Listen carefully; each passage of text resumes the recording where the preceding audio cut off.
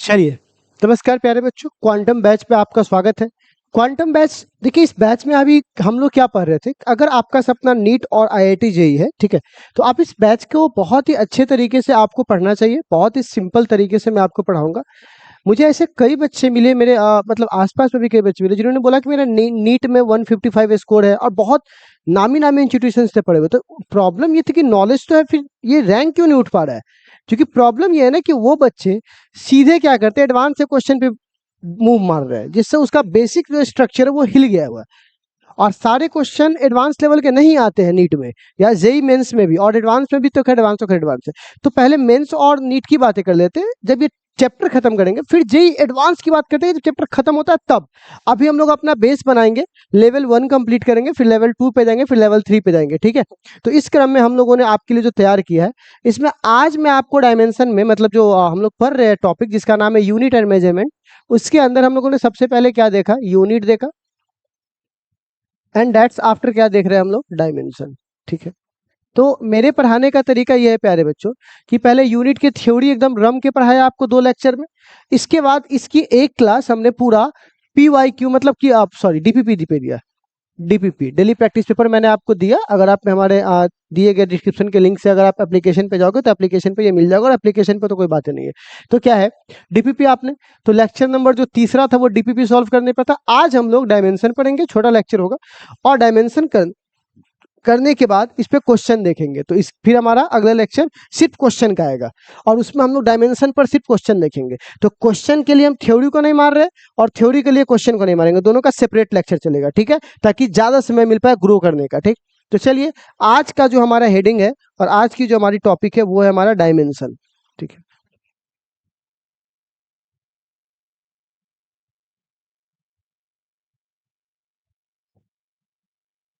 Dimension, ठीक है। एक टॉपिक हम लोगों को पढ़ाना है कि प्रॉपर्टी कैरेक्टरिस्टिक क्या है यूनिट का, तो मैं आपको डायमेंशन के लिमिटेशन पढ़ाऊंगा और उसके साथ में पढ़ा दूंगा, ठीक है, तो टेंशन मत लेना। तो हमारे पास एक टर्म है डायमेंशन। आखिर ये डायमेंशन क्या होता है, तो जरा मैं समझाता हूँ। जैसे मान के चलो कुछ ऐसी बात है, जैसे कुछ ऐसी बात है कि गांव में, मैं फिर से वही एग्जांपल दूंगा, गांव में मान के चलो कुछ घर प्रमुख है, मुखिया जी का घर, ब्रह्म बाबा का पेड़, नदी। तो ये कुछ ऐसे इंपॉर्टेंट ट्रांसफार्मर, कुछ ऐसी ऐसी इंपॉर्टेंट जगह है जिसको हम लोग पूरा दुनिया जानता है कि हाँ भाई मुखिया जी अगर गांव में होवे करेगा, ब्रह्म बाबा होवे करेगा।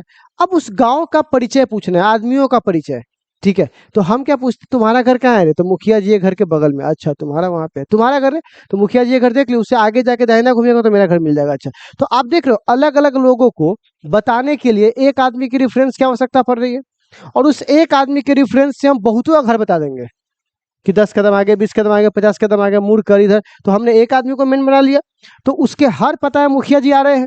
तो हमारे लिए मुखिया जी क्या हुआ, हमारा बेस क्वांटिटी हुआ, जिसकी मदद से हम बाकी को क्या कर रहे हैं, दिखा रहे हैं। तो डायमेंशन में भी क्या होता है, जैसे मान के चलो यहाँ पे हम बात करते हैं डिस्टेंस का, तो डिस्टेंस को हम लोग यहाँ एल से दिखाते हैं, एल है। अगर मैं बात करूंगा एरिया का, लंबाई गुने चौड़ाई,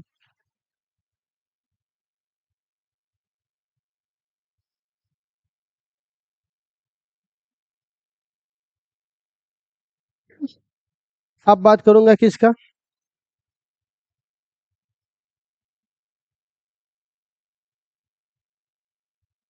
लंबाई गुने चौड़ाई गुने ऊंचाई।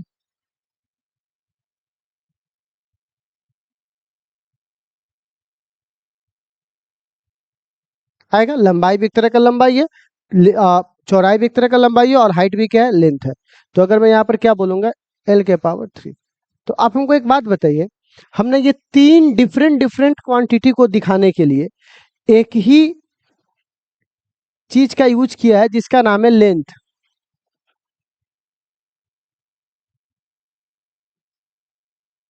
किसका यूज किया हमने, लेंथ। तो अगर मैं आपसे पूछूंगा कि हम तीन डिफरेंट डिफरेंट क्वांटिटी को दिखाने के लिए बस एक क्वांटिटी का यूज कर रहे हैं जिसको हम लोग क्या बोलते हैं, लेंथ, क्या बोलते हैं, लेंथ। अच्छा, लेकिन आप ध्यान से देखो, इस पे पावर क्या है, सबका डिफरेंट डिफरेंट पावर क्या है। तो पावर जो राइज कर रहा है, इसकी जो पावर राइज कर रही है पावर राइज कर रही है, ठीक है ना, वो अलग अलग तरह से कर रही है। तो यहाँ पे कोई पूछेगा कि भैया एक बात बताइए, डायमेंशन क्या है, तो आप उसको बहुत सिंपली, तो आप, है ना, तो सिंपली अगर आपसे कोई पूछेगा, ठीक है ना, कि तो सिंपली अगर कोई आपसे पूछेगा कि अगर आपसे कोई पूछ दे कि डायमेंशन क्या है, तो आप इसको तीन बात में दिखाइएगा। सबसे पहला बात क्या दिखाइएगा कि मेथड क्या है, क्या दिखाइएगा, पहले मेथड क्या है,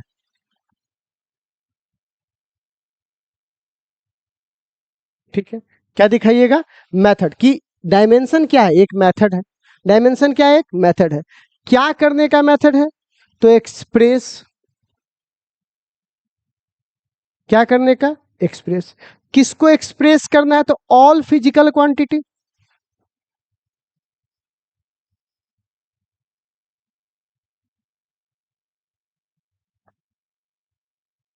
ऑल फिजिकल क्वांटिटी, क्या बोलूंगा, dimension is a method to express all physical quantity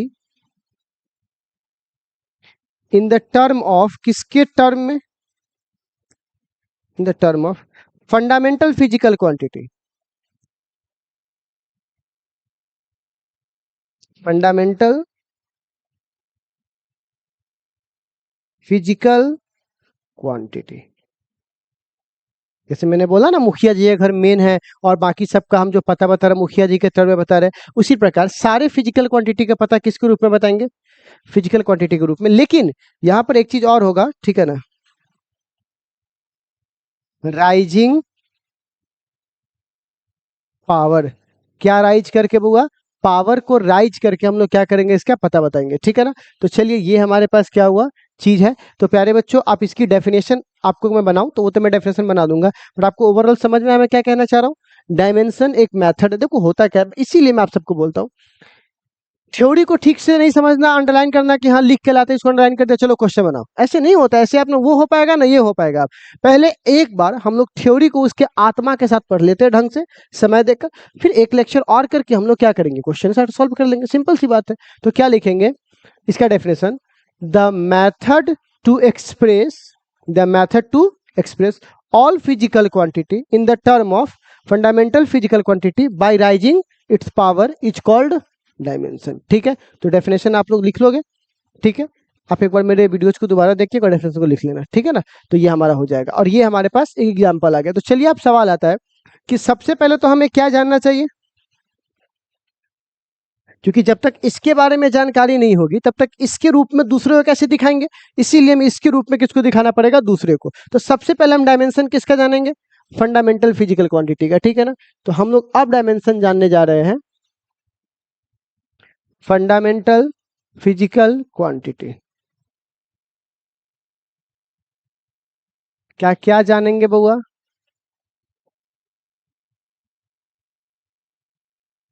ठीक है। चलिए, अब आप बताइए, सबसे पहले हमारे पास क्या था, तो सबसे पहले हमारे पास था मास। तो आप बताइए, मास को डायमेंशन लिखने के लिए बॉक्स का इस्तेमाल करते हैं। तो आप बताइए, इसके अंदर मास को किससे डिनोट करेंगे, एम से। तो मास को डिनोट किससे करेंगे, एम से। बहुत ही फंडामेंटल तरीके से मैं आपको बता रहा हूँ। दूसरा, अगर मैं आपसे पूछूंगा लेंथ का, धीरे धीरे आपको गेड़ पकड़वाना है, किसका बुआ, एल का, ठीक है। लेंथ के बाद तीसरा किसकी बात करेंगे बुआ, टाइम, ठीक है। चौथा किसकी बात करूंगा, मास, लेंथ, टाइम, अगर आता था टेम्परेचर।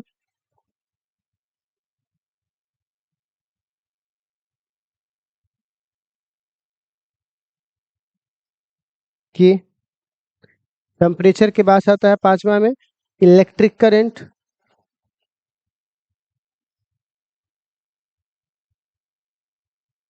तो इलेक्ट्रिक करंट किससे डिनोट करूंगा, ए से।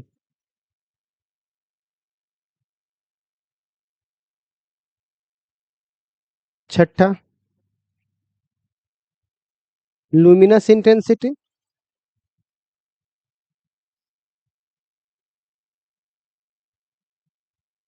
तो इसको करता हूँ कैंडेला, सीडी से। और फिर सातवां आता है जिसको हम लोग बोलते हैं amount of substance, amount of substance, जिसको हम लोग किससे डिनोट करते हैं, मोल से। कोई हुलबुलाहट नहीं है, आराम से हम लोग पढ़ेंगे इसको। पीडीएफ में पढ़ाने से बेटर है यहाँ हम लोग साथ साथ पढ़ेंगे, ताकि एक फील की तरह हम लोग उसको फील कर पाए कि चीजें कैसे हो रही है, और आप भी मेरे साथ साथ नोट कर सकते हो अगर चाहो तो। हाँ, अब नेक्स्ट आता है, इसी दौरान हम लोगों को अगर बोला जाएगा कि एंगल का कितना होगा, तो आपको पता है कि एंगल का ऐसा यूनिट रेडियन होता था, और एंगल का फॉर्मूला होता था एल अपॉन आर। तो लेंथ का भी डायमेंशन एल है, आर का भी डायमेंशन एल है, तो क्या लिखेंगे, नो डायमेंशन। तो एंगल का कोई डायमेंशन नहीं होता। तो एक ऑब्जेक्टिव अगर आपसे ये पूछ देता है कि वह कौन सी क्वांटिटी है जिसका यूनिट है लेकिन डायमेंशन नहीं है, तो क्या बोलिएगा आप लोग, एंगल। उसके बाद जो नंबर होते हैं नहीं होता, जैसे 2 है, 3 है, तो इसका कोई डायमेंशन नहीं होगा। 22/7 इस सब का कोई डायमेंशन नहीं होता है। जैसे पाई, पाई क्या है, एक नंबर है, 22/7 इसका भी कोई डायमेंशन नहीं होगा। उसके बाद ई की वैल्यू 2.7, इसका भी कोई डायमेंशन नहीं होगा, ठीक है।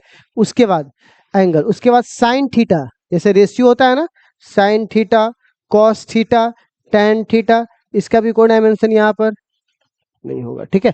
तो आई थिंक आपको इतना बात समझ में आ गया होगा कि डायमेंशन को हम लोगों को कैसे आगे बढ़ना है, किसका डायमेंशन होगा और किसका डायमेंशन नहीं होगा, ठीक है। चलिए, ये हमारे पास डायमेंशन हुआ। अब सवाल है कि क्या सर इस डायमेंशन, अभी तक हमने क्या सीखा, अभी सिर्फ किसका डायमेंशन सीखा है,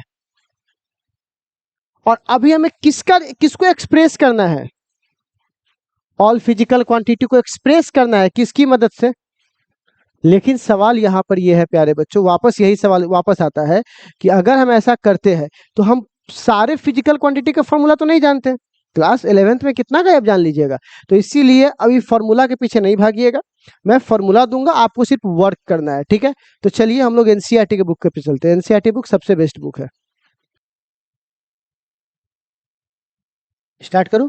तो अब यहाँ पर क्या हुआ, हमें डायमेंशन लिखना है। अब देखो, हमने फंडामेंटल का 7 का तो लिख लिया, अब सवाल है कि हमें पूरा का लिखना है, तो पूरा है कैसे लिखेंगे, तो देखिए यहाँ पर क्या है, एरिया, ठीक है। अब सवाल है एरिया का फॉर्मूला क्या होता है, लेंथ इंटू ब्रेथ। लेंथ का एल होता है डायमेंशन, और इसका भी कितना होता है, एल। तो यहाँ पे लिख दूंगा, बोलिए। तो लेंथ का हमारे पास क्या एरिया है, क्या आ गया हमारे पास, एल का स्क्वायर, ठीक है। कुछ लोग इसको ऐसे भी लिख देते हैं, एम के पावर 0, एल के पावर 2, टी के पावर 0, ठीक। अरे दादाजी मर जाते तो कैसे लिख देते, स्वर्गीय फलना कुंवर, सब कुछ बदलने वाला है क्या, स्वर्गीय स्वर्गीय रहेंगे। तो ये हमारे पास है, ठीक है। अच्छा, अब आता है वॉल्यूम। तो वॉल्यूम का होता है length L, L height L, तो ये क्या हो जाएगा, ठीक। अच्छा, अब क्या है, मास डेंसिटी। मास डेंसिटी का फॉर्मूला क्या है, मास बट्टा वॉल्यूम। तो मास का एम होता है, और वॉल्यूम का क्या होता है, एम एल के पावर -3 होगा। अब देख रहे हो, पुराने वाले से मैच करें, सब लिखना पड़ेगा, इसे को याद, मतलब अगले लेक्चर में जो आपको करवाने वाले सवाल देखिए कितना अच्छा सवाल सब है। और मैं इस पे डीपीपी भी डालूंगा इसमें, तो आप जाकर के डीपीपी पहले सॉल्व कीजिएगा तब सॉल्यूशन देखिएगा, ठीक है। अगला कौन है, फ्रीक्वेंसी। फ्रीक्वेंसी क्या होता है, 1/टाइम पीरियड, 1/टाइम पीरियड को टी बोलते हैं। नेक्स्ट, वेलोसिटी या स्पीड, फॉर्मूला क्या होता है, डिस्प्लेसमेंट बटा टाइम। डिस्प्लेसमेंट को एल कहते हैं, टाइम को टी कहते हैं, सिंपल सा है, ठीक। अब क्या है, एक्सेलरेशन, वेलोसिटी अपॉन टाइम। तो आप बताइए, वेलोसिटी का वहां पे निकाले हुए हैं, ठीक, अपॉन टाइम का भी, यहाँ पे टाइम का तो टी होता है। तो आप बताइए एक्सेलरेशन का यहाँ पे क्या होने वाला है,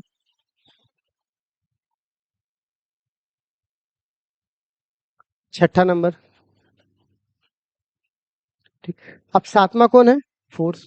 तो आप बताइए फोर्स का यहाँ पे क्या होगा, तो फोर्स का यहाँ पे होगा L, sorry, mass into acceleration. तो मास का तो एम होता है, फॉर्मूला देखिए, मास का क्या होता है, एम, और एक्सेलरेशन का अभी यहाँ पे निकाले हैं, तो ये कितना हो जाएगा? ठीक है, चलो अब हमारे पास अगला कौन है? इम्पल्स। इम्पल्स का क्या होता है? फोर्स गुने टाइम। तो आप बताइए फोर्स का क्या होता है और टाइम का क्या होता है? टी।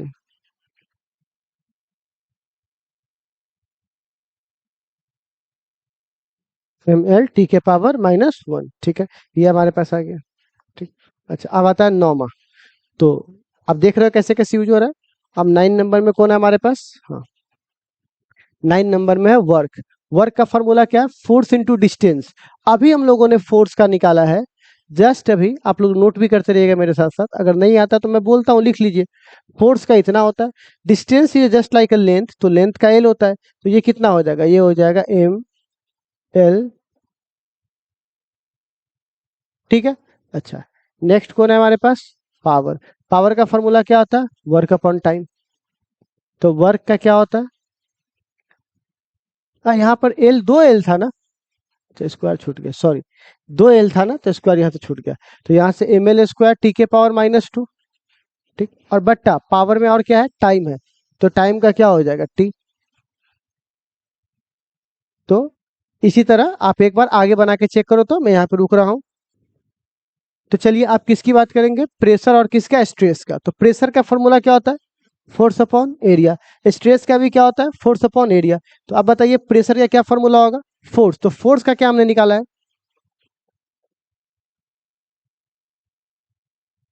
और एरिया क्या होता है? ये कट जाएगा, एम। और एल ऊपर आएगा तो एल के पावर -1 टी के पावर -2। ठीक है। अच्छा, अगला कौन है? स्ट्रेन। फिर वही वाली कहानी, जो ऊपर रहेगा वही नीचे रहेगा, तो कोई डायमेंशन नहीं होगा। अच्छा, मॉडुलस ऑफ इलास्टिसिटी, तो वही बात। स्ट्रेस, तो स्ट्रेस का तो अभी निकाले हैं, ये होता है। और स्ट्रेन का तो कुछ हो भी नहीं करता है, तो जो डायमेंशन इसका था वही ना इसका हो जाएगा। हो जाएगा सेम। अच्छा, अगला कौन है? Surface tension. फॉर्मूला क्या है? Force upon length. फोर्स का बोलिए क्या है? और लेंथ का क्या है? एल। कट जाएगा, तो ये कितना हो जाएगा? ठीक है, सिंपली। तो ये आपका हो गया। फिर क्या आएगा? Surface energy. अभी देखता हूँ आगे। सरफेस एनर्जी का फॉर्मूला क्या है? एनर्जी बट्टे एरिया है। ठीक है, तो अब जरा बताइए तो एनर्जी कितना है? तो एनर्जी का होता है एम एल स्क्वायर टी के पावर -2। ज्यादा फोर्स और एनर्जी ज्यादा काम आएगा, ठीक है ना, इसीलिए आप इस दोनों को रखिएगा। और एरिया क्या होता है? L square.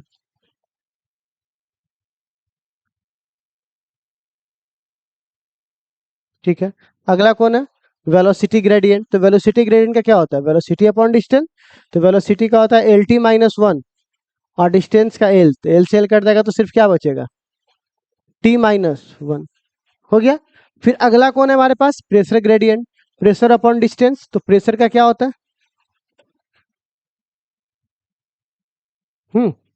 अच्छा, और नीचे डिस्टेंस है तो एल होगा।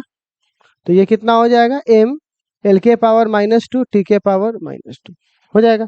फिर आता है प्रेशर एनर्जी। प्रेशर एनर्जी का फॉर्मूला क्या होता है? प्रेशर गुने वॉल्यूम। तो प्रेशर क्या होता है? तो प्रेशर होता है एम एल के पावर -1 टी के पावर -2, और वॉल्यूम होता है एल के पावर 3। तो एक माइनस में से दो अगर यहाँ एक चला जाएगा तो सिर्फ दो बच जाएगा ना, तो यहाँ पर एम एल स्क्वायर टी के पावर -2। मेरे साथ साथ आप लोग लिख लो, इसे खत्म करो। फिर अगला कौन है? कॉफिशियंट ऑफ विस्कोसिटी का है फोर्स बट्टा एरिया गुने प्रेशर का, प्रेशर गुने ग्रेडियंट। तो अब जरा बताइए फोर्स का क्या होता है? एम एल टी के पावर -2। एरिया क्या होता है? एल स्क्वायर गुने वेलोसिटी ग्रेडियंट। तो वेलोसिटी ग्रेडियंट का अभी निकाले हैं, टी के पावर -1। एगो एल से एगो एल कट जाएगा, एम एल ऊपर जाएगा तो एल के पावर -1, और ये माइनस ऊपर जाएगा तो प्लस बन जाएगा। तो दो गो माइनस है, एगो प्लस है, तो कितना हो जाएगा? -1। ठीक है, तो हमारा ये वेलोसिटी एंगल का कोई डायमेंशन नहीं होता। त्रिगोनोमेट्रिक रेशियो का कोई डायमेंशन नहीं होता। ठीक है, तो इस तरह से बाकी का बना सकते हैं। एंगल का कोई डायमेंशन नहीं होता है, तो खाली क्या बच जाएगा? 1/t। ठीक, ऊपर जाएगा टी इनवर्स हो जाएगा। तो कहने का मतलब यहाँ पर इसी तरह से आप लोग अपना ट्राई कर करके क्या बाकी का आप लोग बना सकते हैं क्या, ये पूरा तक? ठीक है, तो मैंने आपको एक डेमो बता दिया। आप एक काम करो, अब एक बार खुद से सारा का, ठीक है ना, ट्राई करो कितना तक का, अप्रॉक्स में 94 है, 94 तक है। एनसीईआरटी का पूरा ट्राई कर जाओ, ठीक है। कोई डाउट होगा तो आप हमें डाउट भी बता सकते हो। तो एक आपको मोटा मोटी तौर पे मैंने पूरे डायमेंशन का एक आपको ब्रीफ आइडिया मैंने दे दिया कि डायमेंशन काम कैसे करता है, कहाँ कहाँ करेगा। अब एप्लीकेशन ऑफ डायमेंशन पढ़ेंगे, लेकिन पहले हम लोग क्या करेंगे, इसका कल क्या करेंगे, प्रैक्टिस सेट बनाएंगे। तो कल आप जो है वो न्यूमेरिकल करेंगे, और उसके बाद हम लोग नेक्स्ट जो क्लासेज होगी उस क्लासेज में हम लोग क्या करेंगे, एप्लीकेशन ऑफ डायमेंशन। जो 3 एप्लीकेशन होते हैं, 3 दिन लगेगा, 3 एप्लीकेशन हमारा क्या हो जाएगा, खत्म हो जाएगा, ठीक है ना। तो चलिए इसको नोट कर लीजिए आप लोग। आज के लिए बस इतना ही, अगली मुलाकात होगी अगली क्लास में।